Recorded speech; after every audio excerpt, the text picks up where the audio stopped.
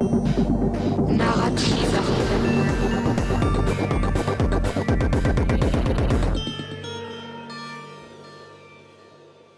Hello, welcome to a new show, Narrative. I'm very honored and pleased to be here with Catherine Austin-Fitz. We are in the Netherlands, and we'll discuss today insights into the mechanics of our society, especially through investment and stories. Yeah. So I think money stories, yeah, which can be quite powerful, as we all know. Yeah. And what I also saw is that everybody who talks about money talks about power, but is it really just power? No. So money is a tool. Mm-hmm. It's a financial system think of it as a toolkit, and it's part of the governance system, and the power is in the governance system. But there's no doubt that the financial system is used for a variety of purposes, including incentivizing and controlling people. So it's a management tool, and you use it to optimize resources and manage resources, and you use it to incentivize. So when I used to be on Wall Street, we would never talk about how do you get to Rome. We talk about, okay, how do you engineer the money so everybody can make money going to Rome, because then we can get to Rome. So it's really, think of it as an incentive system. I mean, I thought of it as a shared fiction, if it's just, because at the end, it's nothing. It's just because you agree it's something, that it's something. Right. And, if we agree that, this table is the new god of our religion, it will become... It's the new god of our religion. Exactly. Yeah. And if that piece of paper is money and we all agree on that, But there's one difference, because even if I don't believe that this money has any worth, but I know that other guy believes it has that worth, I can use it and say, I give you this and you give me these pies and apples, Right. John Maynard Keynes explained the stock market this way. He said, it's like a beauty contest where the judges are trying to figure out not who's the most beautiful, but who the other judges will think is beautiful. Right? I see. Yeah. You got known during this corona crisis, but have you been known before? Yeah. When I was on Wall Street, I was known among that world as somebody who was good at certain things. And then when I worked in Washington, I started a company that was very successful. I was known for, so in those money worlds, I was known. Then I had a very long and very fractious and well-known fight with the Department of Justice and the U.S. government over the mortgage corruption. And that caused me to be known in certain worlds. And then I started, it's funny, I had a huge struggle with one of the biggest newspapers in the United States when I was in the Bush administration, and decided they were a criminal enterprise. And then when I had the company in Washington and it was sort of cleaning up the mortgage fraud, I decided that the biggest Washington paper was also a criminal enterprise. And I made a decision, from now on, I'm just going to talk to people. I'm not going to talk through the media. I'm just going to talk directly to people, and I'll answer their questions. And I started doing radio shows, and people would ask me questions, and I would email them back and forth. And those questions evolved into two businesses. And it was through that process of answering questions, doing radio shows, answering questions, and then evolving two businesses, one of which is the Solari Report, which I would have told you in a million years, I would have bet you $1 million I would never publish anything. That was impossible. Anyway, but it came from answering questions. And so there were many networks of people who knew who I was. But I would not say I was anywhere near as known, particularly in Europe, as when the Planet Lockdown interview went viral. And for some reason it resonated. I'm not quite sure why, because it was a collection of discussions of things I'd said many times before. So in one sense, there was nothing new. I'd written a story, an article in 2020 when the pandemic began, called The Injection Fraud. And it reflected many, many years of working as an investment advisor, helping families who were struggling with healthcare fraud and malpractice, and particularly vaccine injury. And I wrote it not from the standpoint of health, but from the standpoint of family wealth and what vaccine injury does to destroy family wealth. And that really resonated, because people began, I had one wonderful subscriber who said, not recently, she said, it wasn't until I understood the money and the science together that it made any sense. The corona crisis is not a medical crisis, or not only medical crisis or medical science crisis. It's not just big pharma who is, Right. Profiting from the people, but it's also a financial crisis, or financial action at least. So I would describe it as a change in the governance system. So it's a change in control, and it's a change in how the governance system is managed. It's towards much tighter central control. But as part of that, it is a consolidation of a financial coup that started 2 decades ago. And you're watching a profound re-engineering of the financial system as part of that change of control. Because in fact, the financial transaction system will be one of the primary tools to control people at a very intimate, frightening level. I think if we spend this discussion just on understanding this sentence, yes, but it what will we be discussed. a gruesome conversation. Yeah, let's just repeat this slowly. So Okay. we have a financial coup, which is in the making for 10 to 20 years or so. Yeah. So and it's been going on for a long time, but it really kicked off strongly in October 1997, and has been going on ever since. How do you know this? So can we just give us like 3 or 5 minutes to understand why you have that insight? Yeah. So as a young child, I came to the conclusion that the only source of reliable intelligence on what the adults were up to was mapping out the money. In other words, I grew up as a child going back and forth between many different cultures. And even though everybody spoke English, they all spoke different languages. And there were very different protocols on who would be honest about what.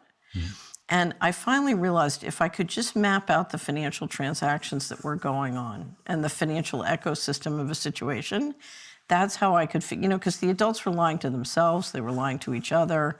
It was sort of a multiple personality disorder world. And so I started to map money. And my theory was I was going to map out the money in a neighborhood and figure out why a neighborhood couldn't be wonderful if you could get the money working with the people right.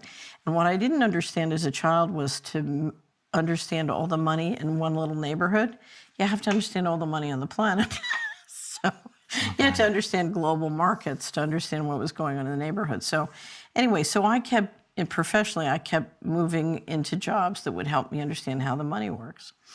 So I started a firm when I left the Bush administration, and I had discovered relational database technology. And what I realized is I can pull all the money in the planet into databases, and then I can look at it contiguous to environmental ecosystems. So I can map out the financial ecosystems contiguous to the living ecosystems.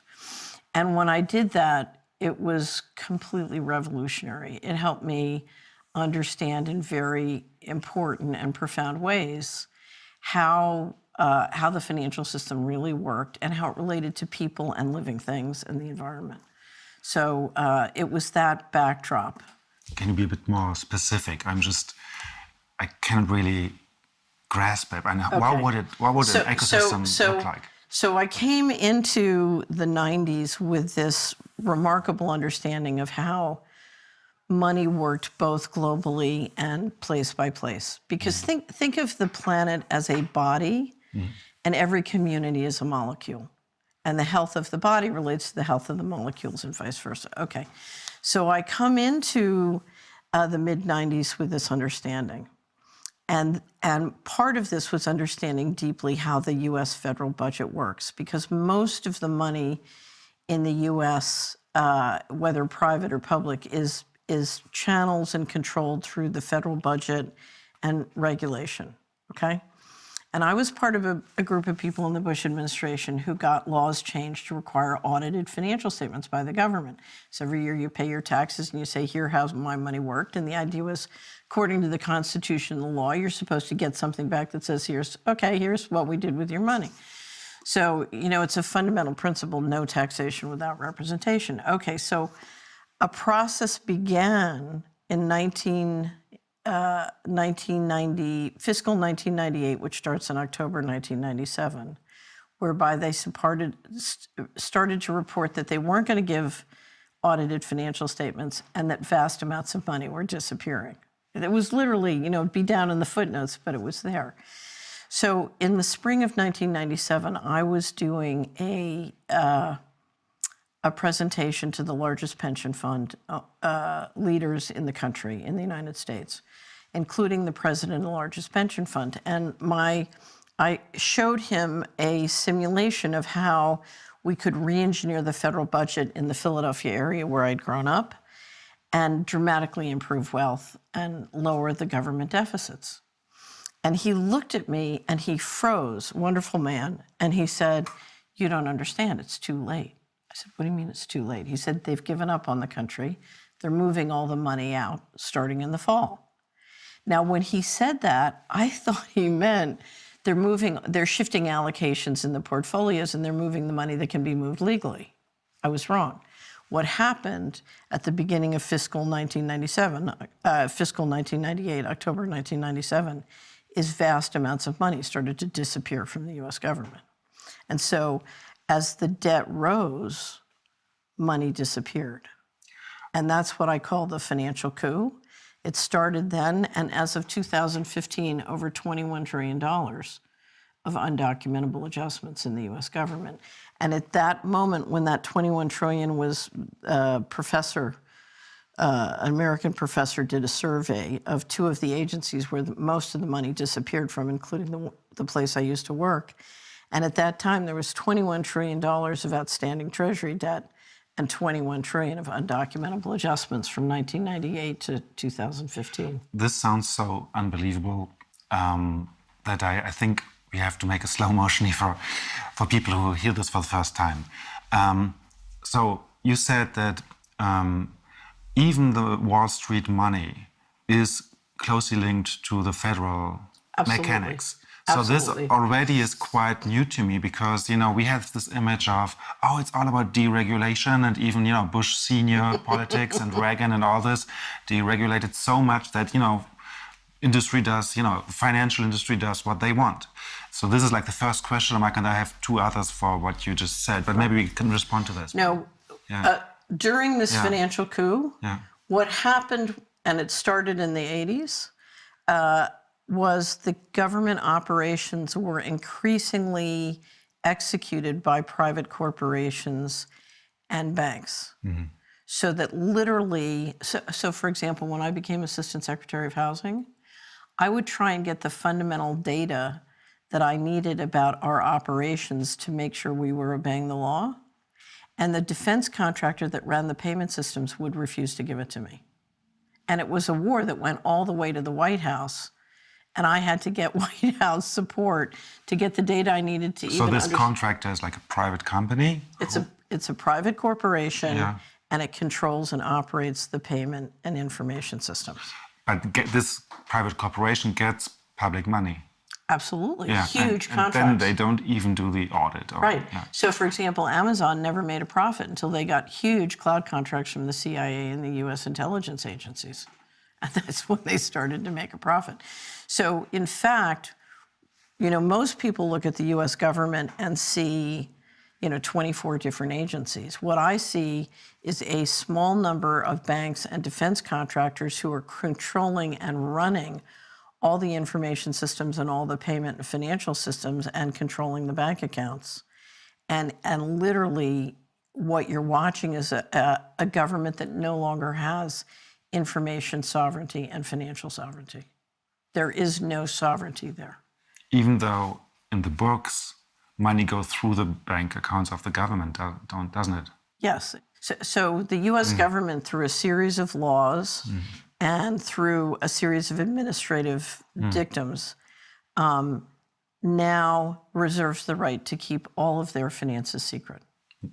Okay, so you see, I'm a bit surprised. Can you describe the clash of narratives in my head somehow? What is the one narrative and what is the other one you're describing to me? So I know exactly what the problem is. When I first went to Washington, I didn't own a television, but I had a friend who said, you can't work in the Bush administration without a TV. So she got me a TV.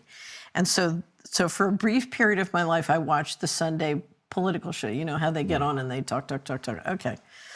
So I'm a money person, and I'm trained whenever I do a job to have mastery of how the money works. So I was deeply involved in both the federal budget, but in all the housing and real estate and mortgage. My job was to run all the stuff the government did in the mortgage market. So I'm watching the federal budget, and I'm watching all the mortgage credit and the treasury credit.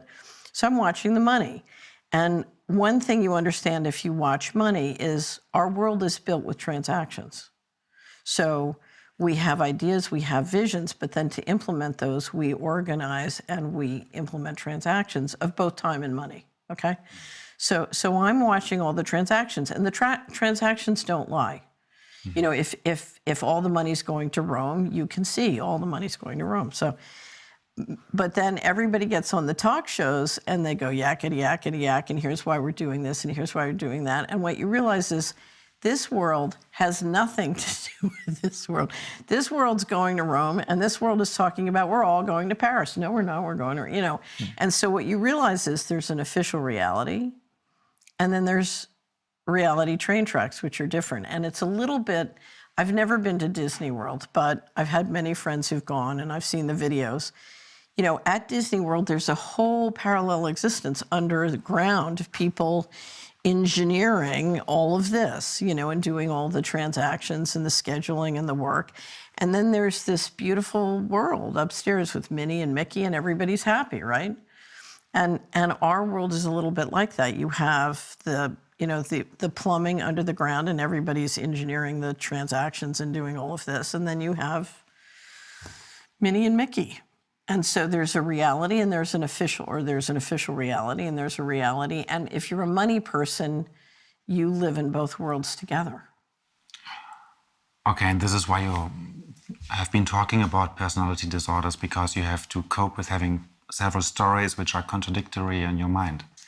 Somehow. Well, it's a little bit like going back and forth between many cultures. So I travel a lot. And when you go back and forth, or when I was a child, I grew up, I went back and forth between many cultures.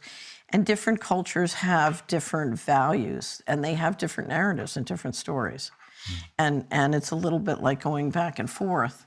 And unfortunately, if you're the average American, between World War II and sort of now, as the national security state got bigger and bigger and bigger, you have a military and a global governance system that's running the world, and their primary business is war and organized crime. But you want to believe you're a good Christian. And the way you resolve that is everybody gets a little bit more money as a result of the war machine, but then they also get a story of, I am good, okay? So I get the check, and I'm good. And it works, because then you can only do your job from Monday to Friday, and you don't have to, you come to church, and you're washed in the blood, and you feel good about yourself, and then you go back out. How does the story, I am good, sound like? How is it told? We're going to war in the Middle East to save democracy. Yeah, good example. We're good. We're people who help save democracy. We're good guys. So let's go back to the money disappearing. How can you say that? I mean, how does it look like when money disappears? So let me give you, if you go, I have two websites, missingmoney.solari.com and hudmissingmoney.solari.com, where we've documented this up to the wazoo bee, okay? So it's highly documented, and you can find all of it. What happened the first time I discovered was when $59 billion went missing from HUD. I think it was fiscal 1999. And my attorney discovered it. I didn't discover it. She was reading the testimony. HUD is Housing and Urban Development? Yeah. HUD is Department of Housing and Urban Development. Yeah. So we were reading some of the congressional testimony, and it came out that $59 billion had gone missing, which was the reason, yet again, they couldn't produce their audited financial statements. And they weren't going to bother to figure it out. And my attorney and I looked at each other, and this was more money than their entire budget. And the mortgage fraud at the time was off the charts, the mortgage fraud that led to the financial crisis. So we knew something was very significant. Anyway, so we started to dig in, and what we were discovering was huge amounts of money were disappearing from HUD and the Department of Defense. At the same time, the private equity firms in Washington, who had little track record and experience, were suddenly blessed with billions of dollars flowing in to invest in China and Asia. And so we're looking at the money disappearing here, and then suddenly all these companies associated with the same people, their boards had the same people as the boards of the contractors who are running these financial systems at these agencies. So we're watching the same people as money's disappearing at the agencies they're running. Their companies are suddenly getting these huge amounts of mysterious money. So we started to look at that, and I got a reporter interested in helping me follow the missing money. So she started to write these fabulous stories about the missing money, and she had a whole series going. And we were finally going to rope it up into a huge cover story in her weekly magazine that would go to all the congressmen and senators. And we were just coming into the big headline. It was going to be the following Friday. And that Sunday, I went to church, and we would always get occasionally very political sermons. And we got a very political sermon that indicated we were going to go to war in the Middle East. So I came back, it was September 7th, 2001. And I called the reporter, I said, we're going to war in the Middle East. She said, that's funny, I haven't heard a thing, because usually if I got a sermon, she'd get a leak. And she said, I haven't heard a thing. I said, I'm telling you, we're going to war in the Middle East. First, we're going to Afghanistan, then we're going to Iraq. It was like Wesley Clark's, 7 countries in 5-year plan. But we're totally focused on getting this article published, which was going to be like the 13th of, it would come out on Friday. And she calls me back on Monday, and she says, you're not going to believe this. Donald Rumsfeld just had a press conference and admitted that there's 2.3 trillion missing from the government. I said, it's a modified hangout. They're trying to, because in fact, the number at that point was 4 trillion. I said, they're just trying to get ahead of your story on Friday. She said, nothing's going to stop this story from going now. Big mistake to ever say that. Tuesday morning, she calls me back and she said, planes flew into the World Trade Center, and she said, we're being attacked. I said, no, we're not. They're destroying all the records, because all the records of the financial fraud related to them. So the missing money at that point was $4 trillion. All the financial fraud was in building number 7 and at the Pentagon. The office they hit at the Pentagon was the office that was doing the investigation on the missing money. So I said, no, they're not. They're blowing up. This is what happens. Whenever you have huge financial frauds, the buildings with the records tend to blow up. It's very common practice. Anyway, so I said, listen, this has got nothing. And of course, the story gets canceled, and the DOD gets another 48 million, whatever. Anyway, so I'm sitting there steaming. And it was the first time I wrote a big money article. I wrote something called Cui Bono and published it immediately saying, official story is a bunch of hooey. And, where's the money? Anyway, so I'm the next day, because you remember I got the news in church that we're going to war in the Middle East. I was riding my bike around the town common, and I realized, prayer service Wednesday night. And I walk into church, and I sit down, and of course the whole congregation is there because everybody's obsessed with this whole thing. Meantime, right before I go in, one of my cousin's farmhands walks up to me and he says, what do you think? We think it was the Bushes. What do you think? The African-American community was much more sort of skeptical. I walk into church, and the preacher gets up, and he says, we're all waiting, and he says, George W. Bush was anointed by God for a time such as this. And I put my head in my hands because I love my family, I love my community. I started to pray. I said, I need divine intervention here, because you can't just mouth off. You can't So I'm just sitting there praying, asking for divine intervention. And suddenly my pastor says, Austin, my middle name, what do you think? You worked in Washington. And for a pastor at that moment to ask me what I thought, that is divine intervention. So I thought, well, you ask for help, you have to perform. So I took a deep breath. I knew this was going to be expensive. And I said, well, Brother Keith, in my experience, the Bush family is anointed by financial fraud, narcotics trafficking, and pedophilia. And the whole church, just my cousins, just went, oh, God, what are we going to do? What are we going to do? And he looked at me, he was so stunned, and he said, if that's the case, we're lost. It's hopeless. I said, don't be ridiculous. We have a governor. His name is God. We don't need the Bushes. People like the Bushes and Clinton come and go. We don't need them. And it was funny. I had a neighbor who really, did not like the Bushes. And she said, yeah. And so that was like two of us. And then it went from there. And what was really interesting is for about 6 months, my cousins were putting little yellow flags on me and, praying that I didn't get tarred and feathered. And then when it came out that the National Security Council had known about planes flying into buildings, it really helped because, everybody kind of felt, well, we didn't buy into the narrative, and so. But how did the priest know about the war? Well, that's a very good question, and I've never put him on the spot and asked. Yeah. But what I've found is that on the church networks, there's, in the campaign, we used to call it a fax bag service. And whether through the TV or their, networks, there is encouragement of what the spin this week is going to be, what the topic this week is going to be, and it's remarkably coordinated.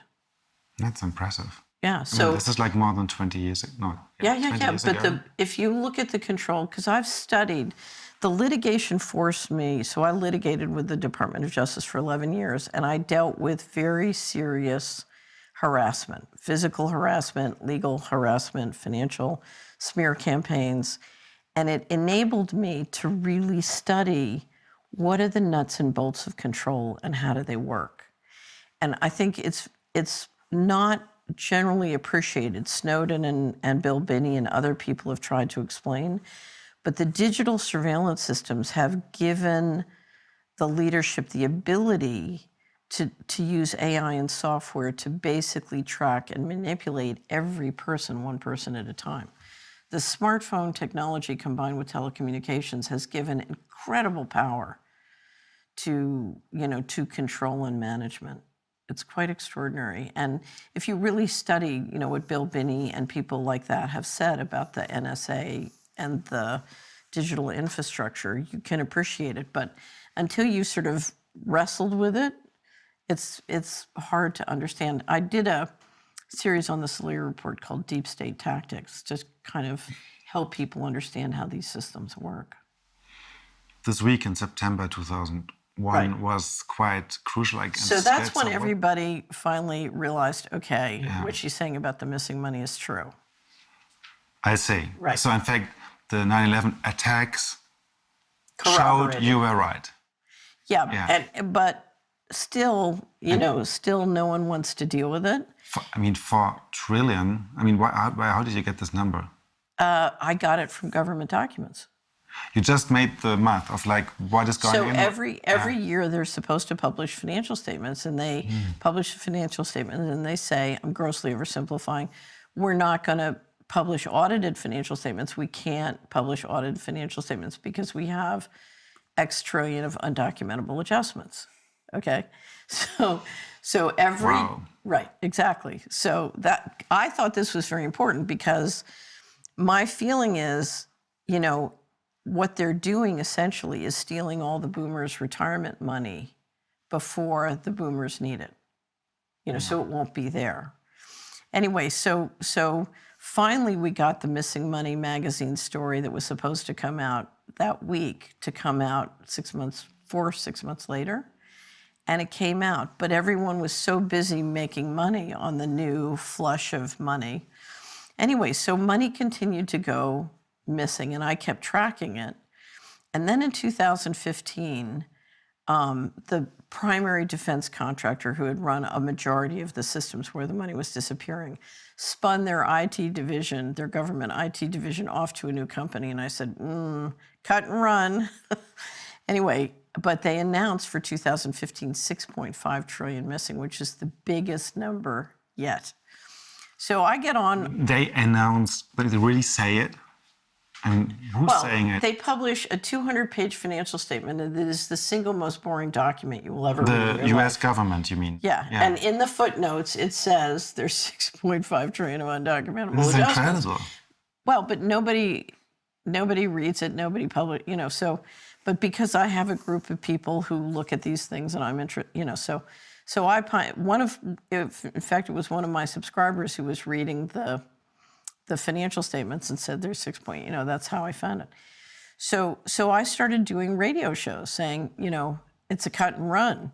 This is bad because the coup is reaching a culmination and this is going to turn into a major change in control. Anyway, so I'm trying to warn people. And so this professor from Michigan State University hears me talking. And he says, well, she can't possibly be right. She must have made a mistake. So he gets on and he looks at the financial statements and realizes that I'm right. So he comes to me and he said, could I help? And I said, yeah. One of the things you could do is you could go back and do a survey from 1998 to 2000. To 2015. He had a lot of graduate students helping him. And I said, let's do a survey and make sure we have a complete documentation just at these two agencies as to what's missing. Like the Department of Defense? It's the Department of Defense, which is missing 20 trillion. 20? Did you say 20? 20 trillion. Okay, I'm happy I'm sitting. Okay, and the other department? And the other department is the Department of Housing and Urban Development, which is a big mortgage insurance portfolio, and with very big money. So they're missing about $750 billion. Okay, so we did a complete survey, and he wrote a report, and we published all the documentation. It's all government documentation. This is all their numbers. And then he wrote a sort of a report on a review.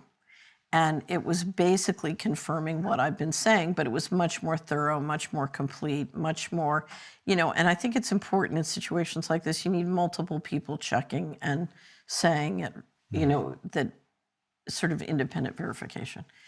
So we published that, and I had said to him, I don't want to publish this until I have multiple copies of these documents on multiple servers around the world.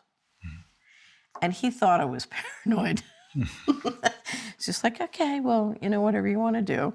Anyway, so we publish it, and suddenly 2 offices, one at HUD and one at Department of Defense, take down the documents. And he couldn't believe it. He was in shock. Then we did a series of radio shows and caught them lying on a couple of different points. Anyway, so he went through this gradual education process, because if you're a very successful, established professor of economics, it's hard for you to fathom that this is really true, So anyway, so we go through a process. There was a very suspicious fire immediately at the New York Fed on a Saturday night.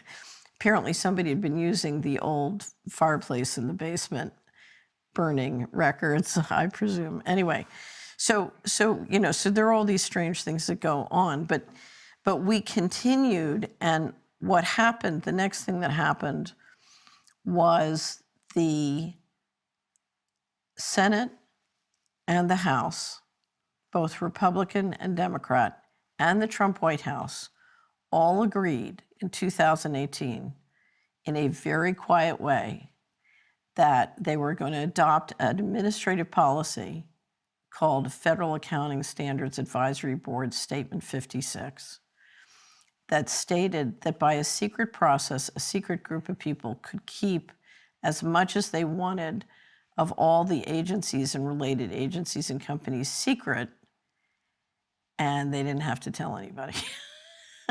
Now, that's a violation of the Constitution, all the financial management laws, and it's not adopted by legislation. It's adopted by an administrative agreement. by just, okay, we agree we don't have to obey any financial laws, period, and we're not going to, end of discussion, and it's all legal. And that was their way of resolving the fact that they had more and more undocumentable adjustments. They have now stated that the adjustments are up to $96 trillion, but they haven't specified that that's undocumentable. So that number is essentially meaningless. So clearly the number is higher than 21 trillion now, but we have no idea what it is. So why do you call this a coup d'etat? It's a financial coup d'etat. What they decided to do, the G7 nations have run a financial system which is a balance of power between the elected representatives who basically allocate the tax money, that's fiscal policy, and the private bankers who run the central bank and monetary policy, and it's a balance of power between them. And this was the process by which they bankrupted the government, shifted the assets into their control, and basically put the electorate system in a position where the central banks could control all of fiscal policy, because you were dependent on the central banks to finance your debt, and the electorate or the elected representatives were in a financial trap with the debt entrapment. So this has been a 20-year process of the central bankers taking control of the whole system and doing it in a way where they can de-link the US dollar reserve currency and globalize it. So you're globalizing the treasury, you're globalizing the military, and you're globalizing the aspects that the civil service run that you want. You're sort of, think of this as neurosurgery. You're separating out a part of your brain and moving it into global governance. Okay, I think we have to slowly get through this. Different questions coming up in my mind listening to you. The first one is, of course, are these just people who want to have a nice time and sit on the swimming pool? Right. Yeah, and just want to have as much money as possible because we know greed is unlimited. Right. Is it for some people to become as rich as possible, or is it to really have a power structure which is parallel and undocumented? It's a governance. It's a governance structure that has strategic goals, and everything is organized around those strategic goals, and it's much more driven by risk management than by greed. Okay, that's a clear answer. Just could you give an example on how just people think? I would say, so let's get inside Mr. Global's head. Mr. Global has a very difficult job. That's the first thing you need to understand. This is not a fun or easy job. It's a very high pressure job. And part of the reason it's high pressure is you've got a growing global population, and you've had for 500 years a model called central banking warfare. And up until the time you globalized in the mid-90s, it was relatively simple, which is the G7 central banks print money, the military makes people take it, and by extracting natural resources cheaply from the third world, you live a nice life in the first world, okay? That's sort of the model. Already here, the role of the military is difficult for me also to figure. I mean, why does the money go through the military, or why does the link to it? No, it doesn't go through the military. The military makes sure people take it. In other words, if I just print money out of thin air, so let's say, okay, I make $1, right? And here's my dollar, and I want you to give me, I don't know, I want you to sell me your watch for $1, and you're like, well, this is a worthless piece of paper. Why should I take it? But if I have a gun, you might consider, taking it, particularly if my gun encourages everybody else to take it. It's back to the John Maynard Keynes and the Beauty Show. So for example, when the dollar became the reserve currency at the end of World War II, It was because through the Bretton Woods system, the U.S. Navy controlled the global sea lanes. And unless you played ball in the dollar system, your boats might not get through, right? So the military makes sure that everybody plays ball in the system, and it's both a currency system, but also a reserve system. So you're holding dollars in your sovereign wealth fund or your reserve funds at your treasury or central bank. So the U.S. and the Anglo-American alliance were able to build up a system that everybody said, okay, we'll all play. And the beauty of the dollar system at the end of World War II with the Bretton Woods system is we made it an open model. And so it was really to everybody's benefit to play, and that built up an enormous flow and liquidity in the dollar, and one that's very hard to replace. So one of the great quotes on the dollar in 2013 at the end of the fiscal crisis, it's dominant but dangerous. And it had such a huge market share both in reserves and in trade, thanks to the U.S. military in no small part. Everybody sort of had to play within the dollar system because there really were no alternatives. And one of the sort of tensions and squabbles between Europe and the U.S. was when the euro started, it started to become a real threat and taking market share from the dollar. And of course, then we had austerity and the financial crisis. And interestingly enough, dollar back to number one. So you're insinuating that the austerity measures with southern European countries were to weaken the euro? Well, here's what's interesting. At the end of the financial crisis, there was huge amounts of fraudulent paper in the system.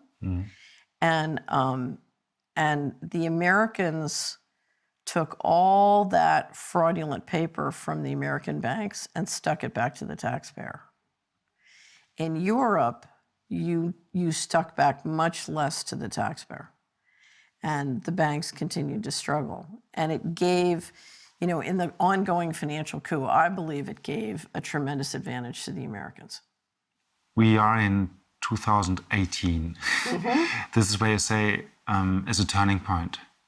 Right, and I'll tell you what the turning point is. Yeah. If you steal everybody's retirement savings when they start to retire, then you have to do something because the money's not there. It's not there for healthcare. It's not there for pensions. It's not there for the infrastructure of a society. You've basically, 20 years ago, you said we'd rather have spaceships and a space program than nursing homes. We're not going to pay for all that stuff.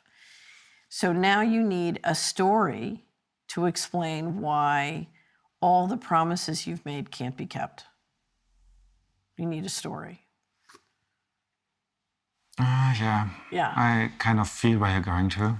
Well, the first thing you need is you need a new financial system because you've levered up the governments, the sovereign governments, and they've lost their sovereignty. So now you have control, and you can do a change of control. But you need to re-engineer the... Why can't you just print more money? Well, in theory you can, but there are enormous tensions now globally. You have, instead of this model where the first world is subsidized by the third world, you've globalized, and now you have economies around the world that are growing much faster than the G7 nations, and they're becoming much more important and powerful operationally. And so the question is, where's your subsidy going to come from? There needs to be a reallocation. And one of the ways you've kept the reserve currency going is by weaponizing the dollar with financial sanctions. And the problem is you can't use a currency that's a weapon to also do trade. The guys who want to do real trade are saying, look, we need a more dependable, stable system to trade. So there are enormous tensions, and you need to reconfigure the reserve currency. Now, you can change the reserve currency, but you can also de-link the reserve currency from the United States political infrastructure, globalize it, which is what FASB 56 and these other things are, and then just reconfigure the governance. That's a bit complicated for my simple mind. It just, Okay. I got this story with why the dollar is everywhere and the military helps to put it everywhere. But then the weapon is the weapon and, you know, the money is the paper. Right. However, can the money itself be a weapon? Money is so it's like a coin. The military and the so you can have financial sanctions, but it has to be backed up by force. Yeah, Right. I got it. Okay, so if Right. So, for example, Yeah. when Russia got its full global satellite system up, and there was growing tension between the Russians and the Americans, the Americans implemented different sanctions, financial sanctions, with the help of the Europeans, and occasionally they keep threatening to throw Russia off the SWIFT system. They have threatened, you know, that they can't use their bond market. So what they're doing is they're using the financial transaction systems and including the trade systems to sanction Russia. And Russia's had to build a much more self-sufficient, resilient economy as a result of those sanctions. Okay, so this means they cannot just go buy shares in companies or just So it products limited them in selling bonds Yeah. in the Western markets. It meant certain people in the leadership couldn't have bank accounts outside of the country, you know, or would be targeted legally if they left the country. And so if you look at the financial sanctions, it's a very complex scheme, but it's designed to make it, whether it's to the political leaders or to the different agencies or the central bank, to limit their financial liquidity outside the country unless they do what they're told. Okay, so back to 2018, they needed a new story. And so what happened between today and 2018? So they passed FASB 56. And there were a series of things, but the big one was FASB 56, because now they can run all the Please money explain secretly. FASB 56. Oh, sorry. Yeah. Federal Accounting Standards Advisory Board Statement 56. I call it FASB 56 for short. So they adopted a policy that said all of our money is secret. We can do whatever they want. And that includes the publicly traded corporations and banks who do all the business. So they took things secret. The next big item was there was a series of meetings of the G7 related to financial policy, including in June of 2019, how they were going to do crypto, how they were going to do digital currencies. And the dollar right now is primarily a digital currency, but there's no doubt that the digital system is far from 100% digital. So then the G7 central bankers met for the big meeting. The big meeting was in Jackson Hole. Every year, the Federal Reserve has a meeting at Jackson Hole, and the G7 central bankers come and meet. They also meet very often at the BIS in Basel, Switzerland, but they do this one in the summer, and they voted on a plan called the Going Direct Reset. And this is the reset. We have two wrap-ups at the Solari report we've written about this. One is called The State of Our Currency, and the other is called the Going Direct Reset, where we go through why there needs to be a reconfiguration of the currency system and then what the Going Direct Reset was. The Going Direct Reset was a plan put together by a group of retired central bankers working through the BlackRock Investment Institute. And what it did was it put together a plan, and this is my words, not theirs, whereby the central banks take control of the treasury functions. This is the way I would describe it. And then literally it was that September 2019, the Fed moves into the repo market, and one thing leads to another. And they literally do, I would describe it as a takedown of the economy. And here's how it works. You shut down all the small businesses. You shut down families and family wealth. Everybody has to shop at your big publicly traded company. And you consolidate massive amounts of the economy out of small business and out of communities into your large publicly traded corporations, particularly online, because you're trying to get everybody into a digitized system. and a system that can be under surveillance. So I can't meet with you. I have to get on Zoom to meet with you, and now it can all be recorded and go into my AI and software. So one of the little secrets on the technology here is if you study AI, what you realize is the guy who has the best AI system is not the guy with the smartest developers, it's the guy with the most data. Because you're in something where the knowledge and the intelligence emerge from the data. So the more data you have, the more successful you are. So right now we're watching a process around the world. You know, data is the new oil. Everybody's trying to get as much data.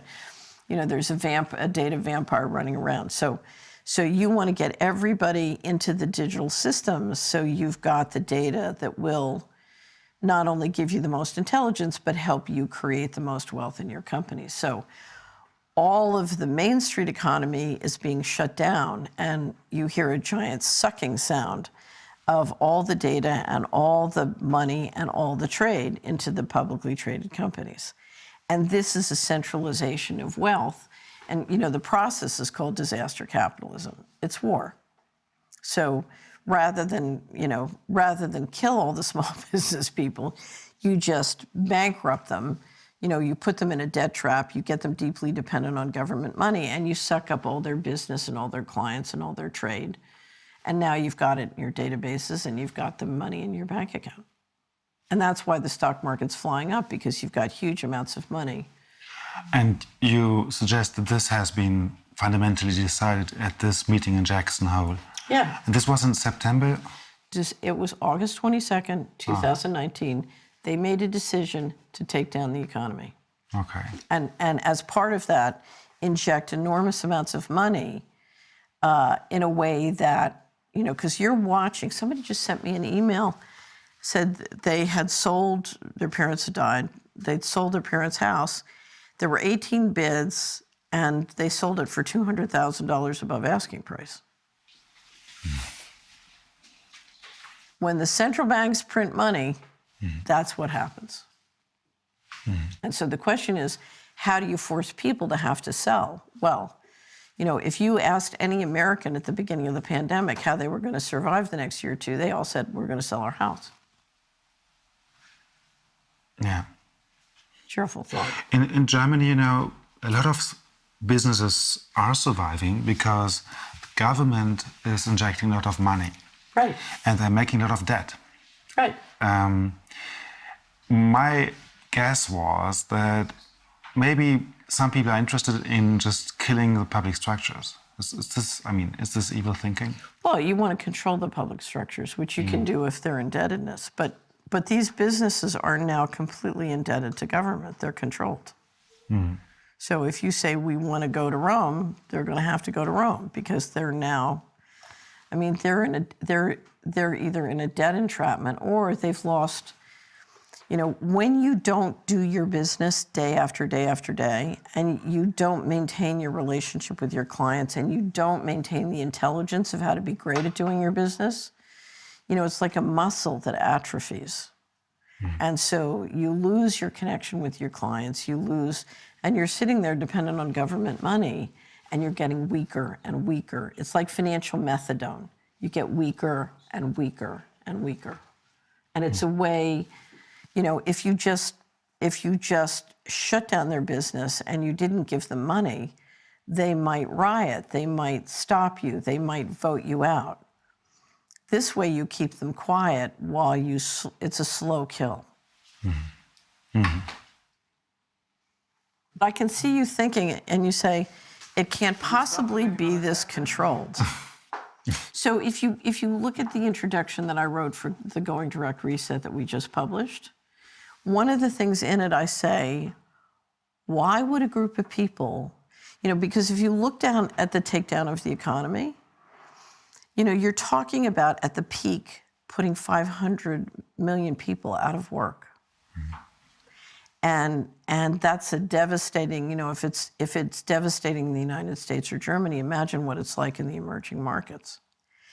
And you know, if you look at how many people are killed when the unemployment rate goes up in the United States, you know, it's extraordinary figures. You're talking about killing hundreds of, just millions and millions of people globally. And that's exactly what's happening. So the question is, why would a group of people go into a room and vote to kill that many people? Because it's the financial equivalent of dropping several nuclear bombs around the world. Why would you do it? And that's the question, why? Why did they do it? Now, you do have to have a reset, but they chose to have a reset that dramatically centralizes power in a way that is unbelievably painful to the general population. So the pain helps people to accept these changes. So if you look at where they want to go, they want to implement a financial transaction system that will give them control at the individual level globally. So digital technology gives you the ability, especially if you move the whole planet to an electrical system, it gives you the ability to implement a control system so that you can wipe out not just national sovereignty, but individual sovereignty. And you can control it at a central level. And so part of what is happening is technology is permitting this system to happen.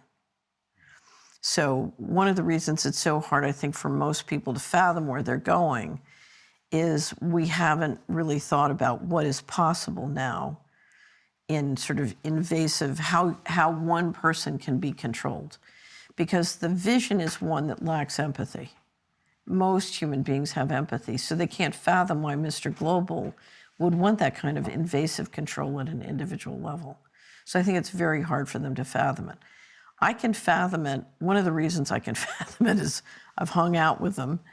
But the other reason I can fathom it is if you've ever studied the history of investment, what you know is slavery is fantastically profitable.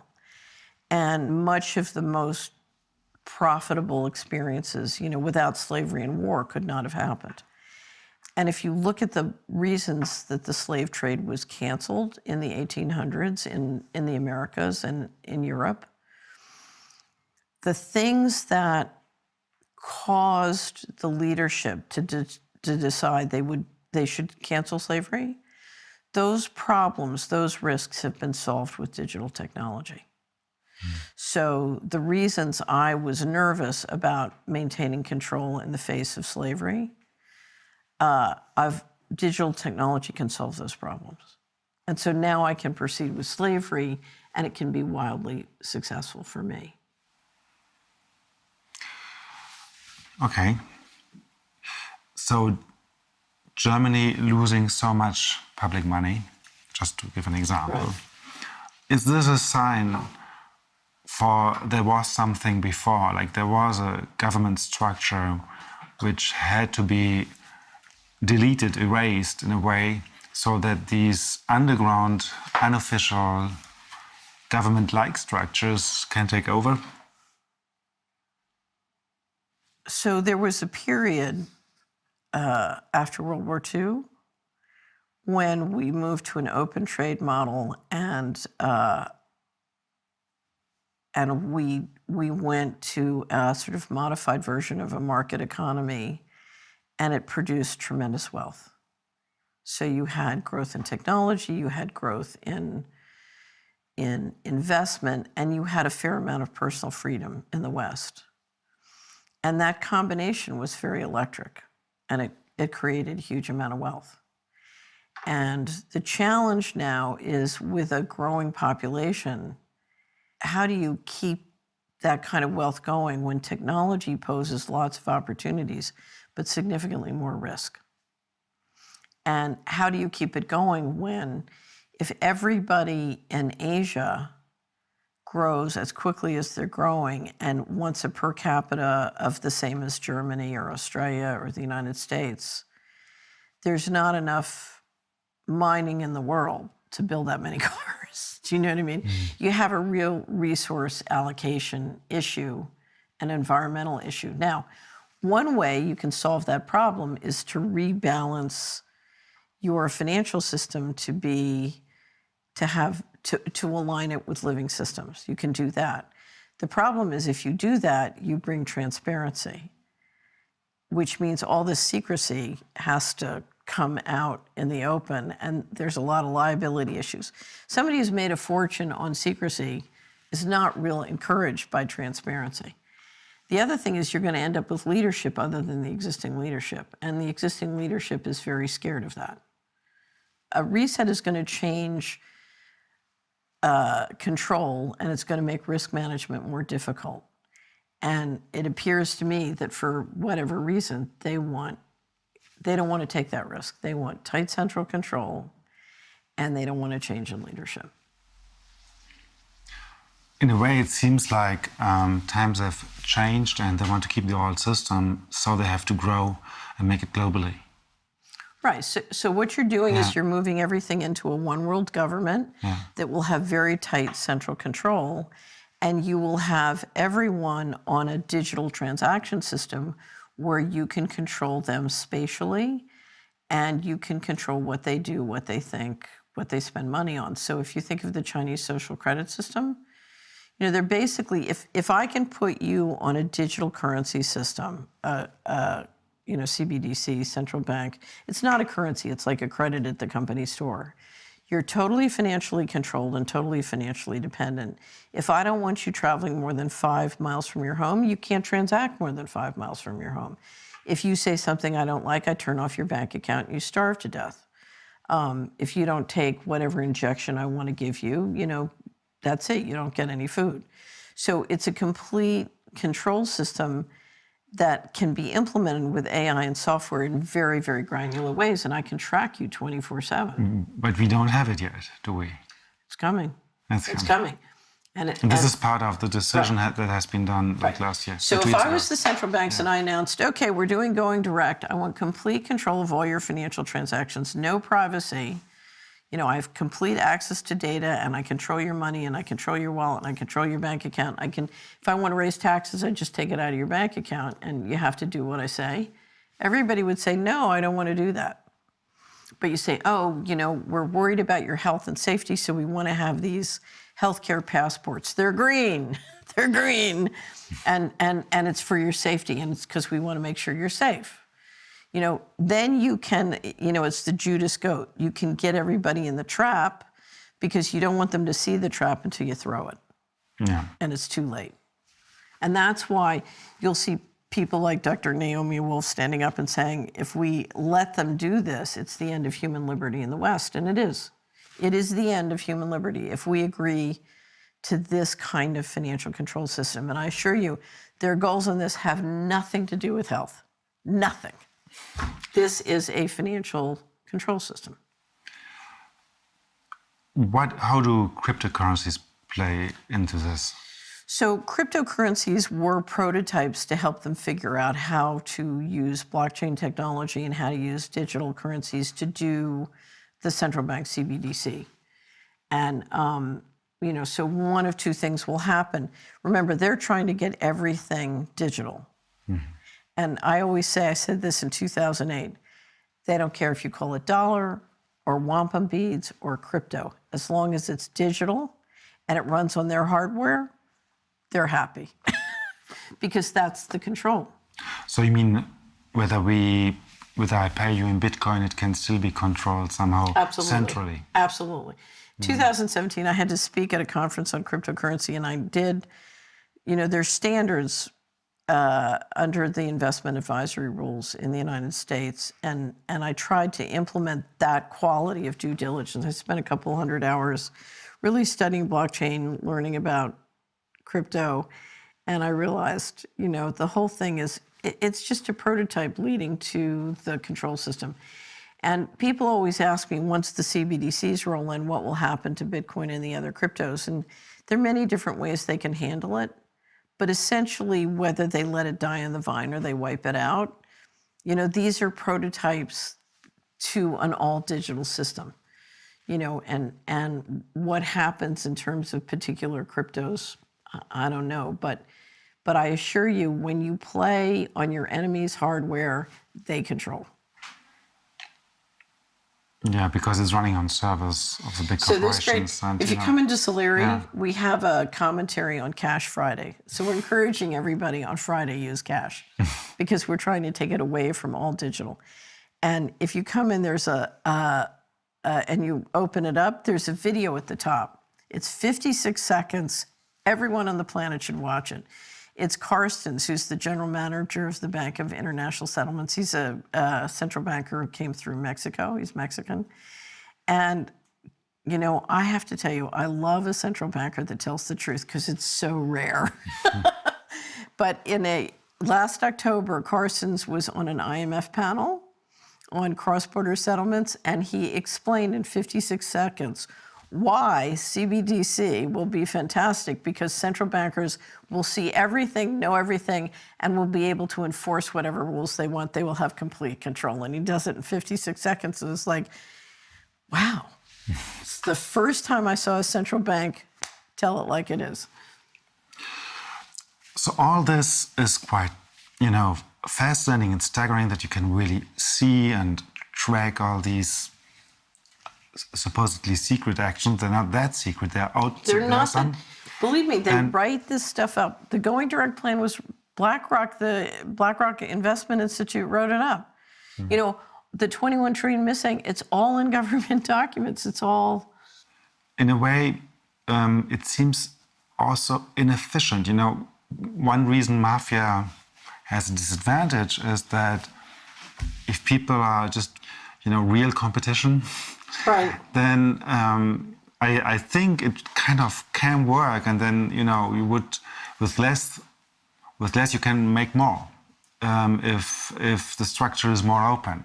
This closed structure and this totalitarian or dictatorship-like approach, you would have. Isn't it the less efficient system? Yes, and it's really not fail for this reason. Yeah, if you study how in the United States, when I put together the databases and studied how money worked by place, one of the things I concluded after working with those databases and simulating economies locally is that our wealth could be hundreds of times greater than it is, because the central control is so destructive of productivity. It's so destructive of creativity. It's so destructive. You know, there's so much waste in the system when money is allocated by politics and the desire for central control. So there's no doubt that it's wasteful. What it permits, though, is if you look at what's happening with new technology can create so much wealth and productivity, particularly if you bring the energy price down.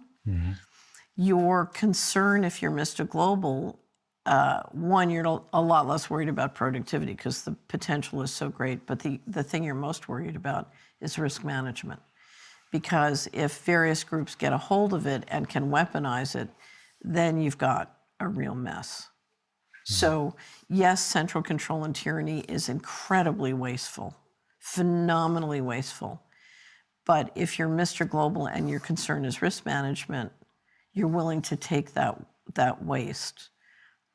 Because frankly, with robotics and software and AI, you don't need this many people. If you don't need that much wealth, you mean? Well, here's Mr. Global and here's a person. And the issue is, how much wealth can this person create for Mr. Global? And then how much risk on the downside can this person cause Mr. Global? And right now, you know, for a variety of reasons, people are becoming more and more risky for Mr. Global and less profitable. And so that's the equation that Mr. Global is grappling with. What helps me to understand what you're saying is that the logic of war is, of course, not the logic of economy, in a way. I mean, economy means we do something together, we have a product, and then we sell it, or we have any service, and this is a clear added value to the customer, and this is why we're making money and profit. However, war is, of course, in a way, the opposite. We try to create oligopole or monopole structures so that we can have more control over others. So for me, it's a clear juxtaposition there. No, but let me show you. Yeah. This is a little secret. I'm going to show you the difference between an industrial economy and a network economy. Okay? Okay. So who's got $1? Somebody needs to give me a euro. Anybody got money on them? Okay. Okay. So I have a euro and you have an oil well, right? This is oil. Yeah, you have an oil well. Okay. And I want your oil well and you want my money, right? Okay, so I give you my money and I take your oil well. Okay? Now, how can you be better off in this transaction? If I get €2? No. If you kill me and steal my oil well, now you got the money and the oil, right? You're better off. Yes. Yeah, you don't think like a criminal, I can tell. I see. So, okay, so watch this. You have a database, and I have a euro, and I want your database technology. So I give you a euro, and I take a copy of your database technology. So how can you be better off? If you kill me and steal this back, are you better off? No. Because you already have it, right? I erase it. I don't know. Well, but if we collaborate, right? Yeah. I have the database, you have the database, we can create a new thing. So in fact, in an information economy, we can make a lot more money collaborating than fighting. This is an important point. Right. So this is a fundamental change. Now here's the problem. This can only work if there's transparency, if I can see what's going on. And in fact, because I'm incentivized to cooperate and collaborate, I want to know what's going on there because I want to figure out how we can create something new. This is a problem for Mr. Global. So if you're Mr. Global, you want to get the open collaboration down to a group of players who can be trusted to handle the secrecy.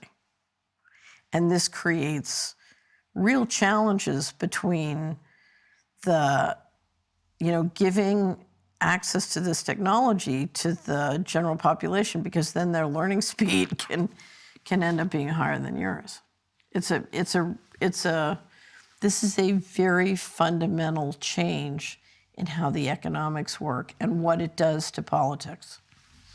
So this is why secret services in general are quite close to the digital economy. It's kind of the same thing. If you collect data and make something out of it, it's what a secret service is supposed to do anyway. Right. And this is what the new economy is doing anyway. Right. So the game is who controls the data, who has access to the intelligence, who can engineer that intelligence into action fastest. And this is why you'll see the expression that data is the new oil, because it's what I said yesterday. In a digital economy, data about money is worth more than money. And in fact, in an all-digital money system, it's just zeros and ones. It's just bits. In a way, it's the same, yeah. Yeah. So this is why you're saying it's so suspicious if Amazon, the owner of the Washington Post, has a huge contract with data service. So I don't think Amazon is services. the owner of the Washington Post. I think the CIA is the owner of both Amazon and the Washington Post. Because the first time Amazon creates a profit is when the CIA gives them this enormous contract. In other words, if you go back to the federal government, you have the CIA and all the intelligence agencies in a big Amazon cloud contract. And right now, so the Navy picked Leidos, which is is the spin out of the IT company that ran all the digital systems for the money disappearing from DOD and for part of the period at HUD. And then you have a huge war going on that's been going on for 2 years because DOD is choosing the cloud contractor for the DOD system. Department and of there's a Defense, war between Microsoft and Amazon about who's going to get, because what you're talking about is the infrastructure that will then shift all of that to the global structure. So if you look, there was a very famous moment at the beginning of the Trump administration when Chuck Schumer, and I'm about to say one of the only nice things you will ever hear me say about Chuck Schumer.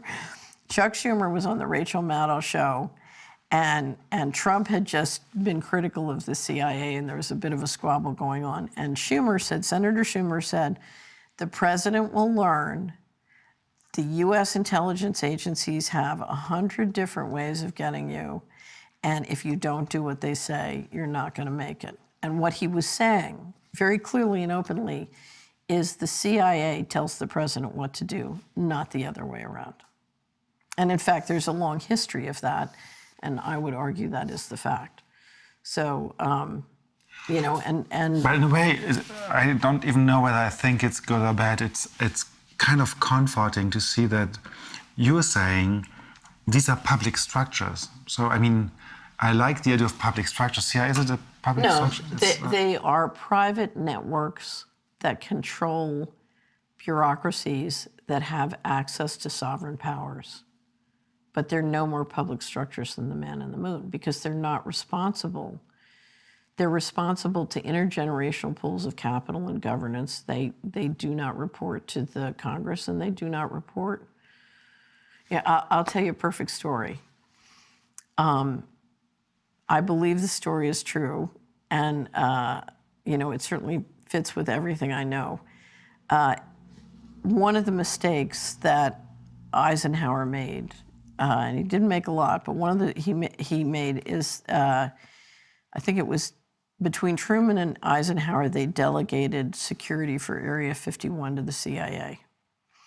And between that and several other decisions that were made with the creation of the 49 Act, they turned the CIA into the most powerful banker in the world who had, I mean, literally the Iron Bank, not only the ability to keep everything secret, but the ability to kill with impunity and live outside the law. You have to be slow. What is the 49 Act and what is The National Security State was created by the 1947 Act, which was the National Security Act.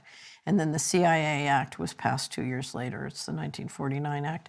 And that was the beginning of building the really significant secret infrastructure of the national security state.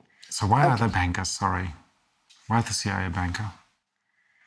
The CIA are bankers because they control the largest pools of secret money in the world working with the central bankers. Okay. Okay?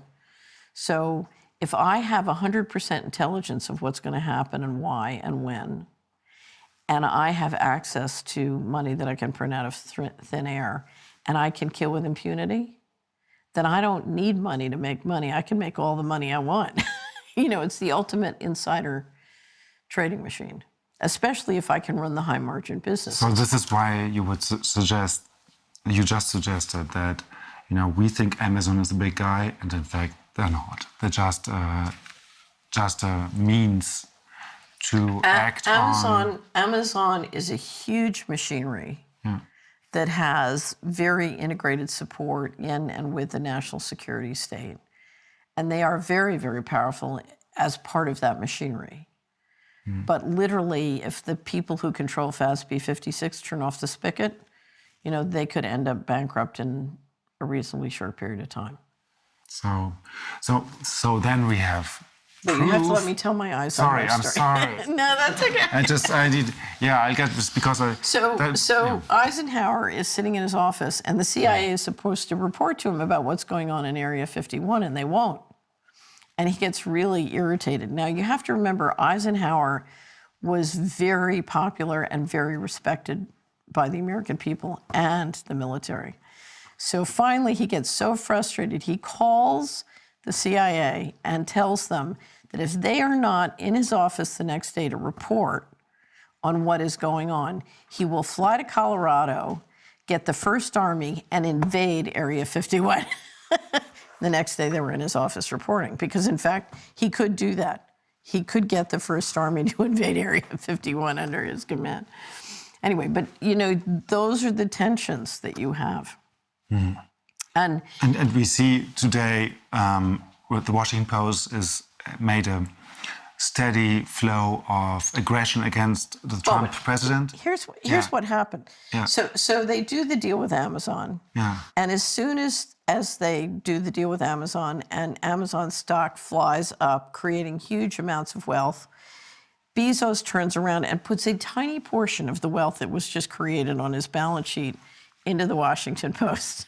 Mm-hmm. Now, you decide who owns the Washington Post, but I presume. Now, I had a huge war with the Washington Post, and in my experience, the Washington Post is really just an organ of the intelligence agencies.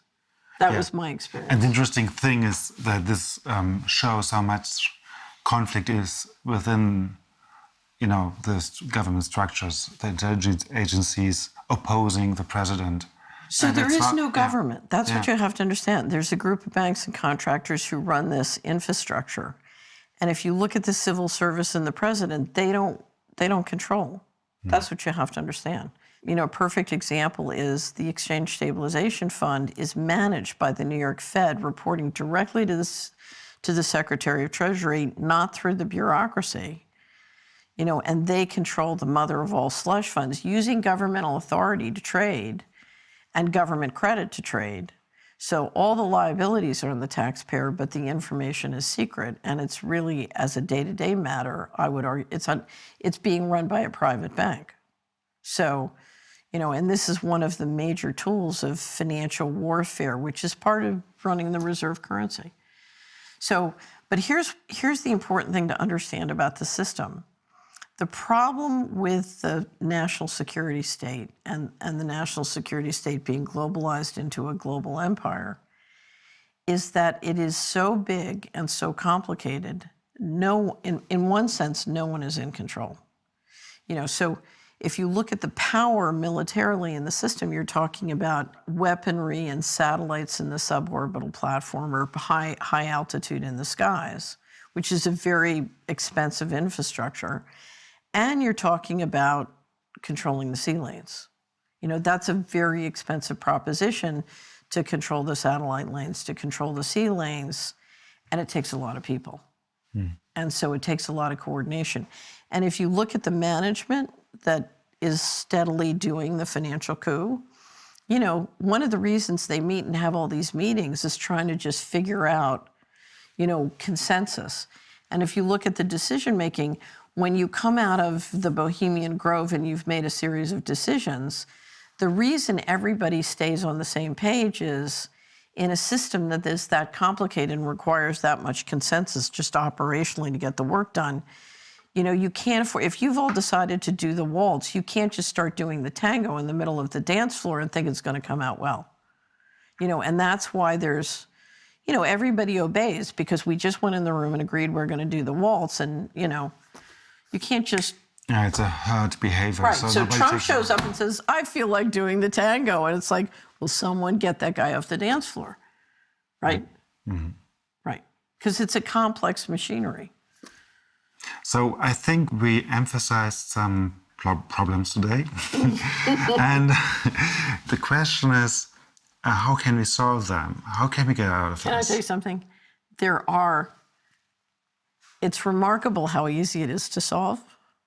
And I'll tell you why. If you look at the machinery, so let's look at Mr. Global. Mr. Global, whoever is in that room, it's a small group of people, right? If you look at who's building the trap, who's building the prison, guess who's building the prison? The prisoners. Yeah. So we're, with our bank deposits, we're financing the big banks to do this. We're financing Amazon to do this by shopping at Amazon. We're putting our money into the stocks of the companies that are destroying our world. We're paying taxes to this government and not, using the powers we have as a taxpayer to check and see where our money's being. We have the ability to bring huge transparency. We have the ability to stop building the prison, okay? And so the question is, what are we going to build with our world? If we keep building the prison, we will be prisoners, and it's coming up fast. So one of the things, if you come to Solera, you see us promoting Cash Friday. Stop using digital money. Use cash. Keep your transactions private, but you can shift your bank deposits, you can shift your purchases, you can shift your investments. The other thing you can do is you can exercise the single most powerful political tactic from the beginning of time, and that's shunning. It was during the financial crisis, as I had worked as a summer intern at Goldman Sachs, and so I was eligible to be on their email system and get their research, and I wrote them an email in 2008. I said, I don't want to know you. Take me off your email list. I don't want your research. I don't want to know you. If I sit down next to you at a dinner table, I'm going to say yuck and get up and walk away. Start shunning. Because if we support, there are around the world thousands, if not millions, of really great bankers and people who run credit unions and co-ops. Support the good guys. Shift your energy, your time, your money out of the bad guys and put it into the good guys. And do it quickly because, as I said, the trap is coming up fast. So if they're implementing vaccine passports in your area, don't let it happen. It's all, if you want to have a vaccine system, make it paperful. Digital systems, if we allow this to go all digital, it will be the end of human liberty in the West. I think you shook me and a lot of people who listened to us, and I think this is helpful because to change needs a kind of friction. It needs some pain also, because if there's no pain, you understand and you feel, you will not change fundamentally your behavior. And I think that the new media you're creating with the Solari report, and I hope to be part of this with what we are doing right now, is also part of this. Absolutely. Yeah. So I would ask also the people seeing and listening to support us. We need that support. There are a lot of ways. So some of them are very easy. Please, it really is fundamental because money is energy, and this energy gives us the space and the time to act. So can I say something? Maybe. Just go ahead. So as an investment banker, we're always looking for investments that have a high return. So for a little bit of money, you get we call it a pop, you get a big pop.